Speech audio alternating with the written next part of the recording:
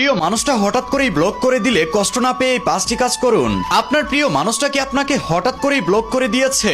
একটা সময় যে মানুষটা আপনার মেসেজের অপেক্ষা করত, আজকে সেই মানুষটা আপনার মেসেজ পেলে আপনাকে এড়িয়ে যায়, মেসেজ পর্যন্ত সিনও করে না, এবং আপনার প্রিয় মানুষটা আপনাকে ব্লক করার পর বারবার হাতে ফোনটা নিয়ে চেক করছেন সে আপনাকে আনব্লক করছে কিনা, এমনকি সাথে আপনি পুরনো মেসেজগুলো পড়ছেন, তার ছবি দেখছেন আর কান্না করছেন। মনে মনে ভাবছেন আমি কি এতটাই খারাপ, আমার কথা কি তার একটাবার মনে পড়ছে না? যদি আপনার প্রিয় মানুষটা আপনাকে ব্লক করে থাকে তাহলে একটা কথা মনে রাখবেন, কাউকে হারানোর কষ্টটা যতটা গভীর তার চেয়ে 1000 গুণ বেশি গভীর হচ্ছে নিজের আত্মসম্মানটাকে হারানো। তাই আজকে আমি বলবো প্রিয় মানুষটা ব্লক করার পর যে 5টি কাজ করবেন, এই 5টি কাজ করলে হয়তো আপনার ভাঙা মনটা একটু শক্ত হবে। নাম্বার 1, তার পিছনে পড়ে থাকবেন না। প্রিয় মানুষটা যখন ব্লক করে দেয় তখন আমরা এই একটা বড় ভুল করে থাকি, অন্য নাম্বার থেকে কল দেই, ফেক আইডি থেকে মেসেজ দেই, বন্ধুর ফোন থেকে তার সাথে যোগাযোগ করার চেষ্টা করি, প্রিয় মানুষটার সাথে একটু কথা বলার জন্য কতই না পাগলামি করেন। কিন্তু এখানে থামুন, যেই মানুষটা আপনাকে দূরে সরিয়ে দিয়েছে তাকে জোর করে কাছে আনবেন না। একটা কথা মনে রাখবেন, জোর করে ভালোবাসা হয় না। তাই তার পিছনে না ছুটে নীরব থাকার চেষ্টা করুন। আপনি যদি তার কাছে সত্যি গুরুত্বপূর্ণ হয়ে থাকেন তাহলে আপনার নীরবতা একদিন তার মনে প্রশ্ন তৈরি করবে। আপনি নীরব থাকার পরেও যদি সে ফিরে না আসে তাহলে আপনি অন্তত নিজের আত্মসম্মানটা ধরে রাখতে পারবেন। কারোর সাথে কথা বলার জন্য, কারো মন পাওয়ার জন্য কখনো নিজেকে ছোট করবেন না, নিজের আত্মসম্মানকে বিসর্জন দিবেন না। নাম্বার 2, নিজেকে দোষ দেওয়া বন্ধ করে দিন। প্রিয় মানুষটা ব্লক করার পর সবচেয়ে বেশি কষ্ট দেয় এই একটা প্রশ্ন, আমি কি এতটাই খারাপ? আমার দোষটা কোথায় ছিল? আমাকে কেন আমার প্রিয় মানুষটা ব্লক করলো? আমি কি দেখতে খারাপ? কিন্তু এখানে আপনার দোষ নাও হতে পারে। হয়তো আপনি তাকে বেশি ভালোবাসছেন, হয়তো আপনি তাকে বেশি সময় দিয়েছেন, হয়তো আপনি নিজের অজান্তে কোনো ভুল করেছেন। কিন্তু একটা সম্পর্ক ভেঙে যাওয়ার অর্থ এই নয় যে আপনি খারাপ, আপনি দেখতে অসুন্দর। ব্লক করার পিছনে যদি আপনার ভুল হয়ে থাকে তাহলে আপনি তার কাছে মাফ চান এবং সেই ভুল থেকে শিক্ষা নিন। কিন্তু নিজেকে প্রতিদিন অপরাধী বানিয়ে রাখবেন না, কারণ আপনি ভালোবাসছেন, কোনো অপরাধ করেননি। আপনি তাকে মন থেকে চেয়েছিলেন, এটা আপনার দুর্বলতা নয়। আপনি হয়তো ভুল মানুষকে ভালোবেসেছিলেন, কিন্তু যাই হোক, নিজেকে কখনো হারিয়ে ফেলবেন না।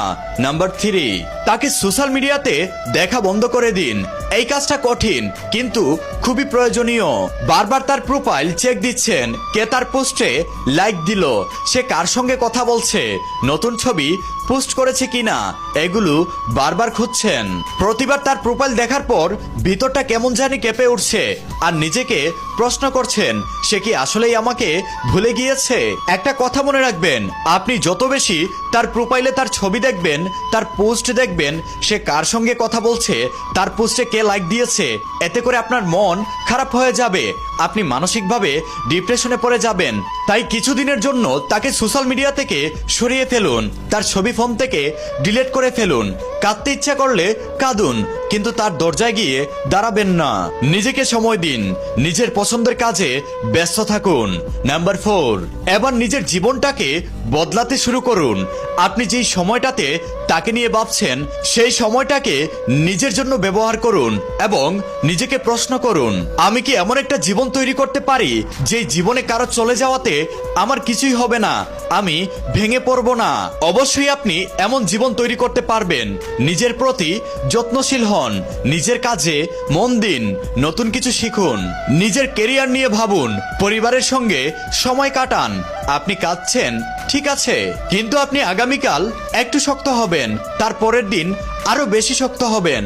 একদিন দেখবেন যেই মানুষটা আপনাকে ব্লক করে কষ্ট দিত তার কথা মনে পড়লে আপনার মন খারাপ হবে না, আপনি মন থেকে শক্ত হয়ে যাবেন। এটাই হচ্ছে আপনার আসল জয়। নাম্বার 5, সবচেয়ে গুরুত্বপূর্ণ, তার ফিরে আসার অপেক্ষায় জীবনটাকে থামিয়ে রাখবেন না। হয়তো সে একদিন ফিরে আসবে এবং সে বলবে আমি ভুল করেছি, আবার হয়তো সে নাও ফিরে আসতে পারে। কিন্তু একটা বিষয় আপনার হাতে আছে, সেটা হলো আপনার জীবন, তাই তার ফিরে আসার অপেক্ষায় নিজের জীবনটাকে থামিয়ে রাখবেন না। সে যখন আবারও আপনার জীবনে ফিরে আসবে তখন আপনি নতুন করে তাকে নিয়ে ভাববেন সে কি সত্যি আপনাকে ভালোবেসে আপনার জীবনে আসছে নাকি আপনার সাথে নতুন করে অভিনয় করার জন্য আসছে। কিন্তু আজ আপনার কাজ হলো নিজের জীবনটাকে সুন্দর করে সাজিয়ে তোলা। একটা কথা মনে রাখবেন, যেই মানুষটা আপনাকে ছাড়া শান্তিতে থাকতে পারে সেই মানুষটার জন্য কেন আপনার নিজের শান্তি নষ্ট করবেন। তাই আমি যে 5টি কাজের কথা বললাম, প্রিয় মানুষটা ব্লক করে দিলে এই 5টি কাজ করবেন, আপনি সহজেই তাকে ভুলে যেতে পারবেন এবং সেই পরিস্থিতিকে কাটিয়ে উঠতে পারবেন।